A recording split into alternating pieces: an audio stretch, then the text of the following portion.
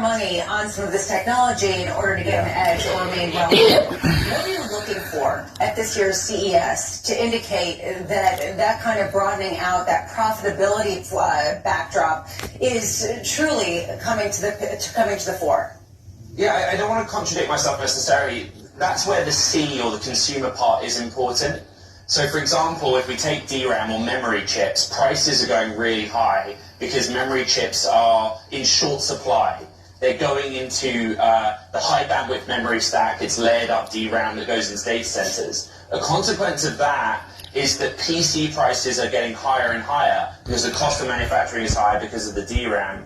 There isn't actually that much evidence that consumers are that interested in AI PCs. And if you look at the forecast for the global PC market in 26, it ranges from IDC saying it will shrink 9% to others like Omdia saying it will basically be flat or grow because of AI PC.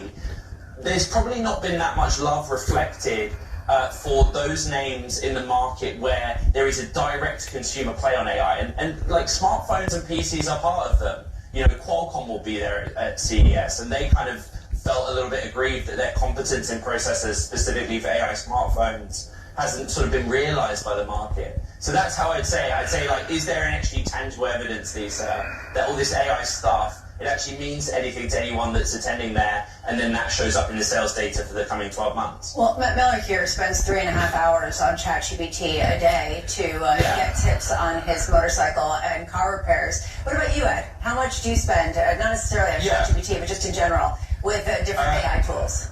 A lot, hours of the day, and like it's really interesting. So I wish there was a better way to track it. You know, ChatGPT I use in research and like going through dense documents and you know, sell side notes. Like if you have a ton of sell side notes, it's really useful to run them through ChatGPT and look at like you know, comparisons, compare and contrast, etc. On the way into work, right, I use Tesla full self-driving, so my car drives the 30 miles or so from my house to the office, and I use Grok, which is xAI's chatbot in the car because it's hands-free. I can just chat with it. But again, like that's different because ChatGPT, Bloomberg LP, the parent company of Bloomberg Television, Bloomberg Media, we have a corporate subscription for that. I'm not paying $20 myself personally for each of these different services.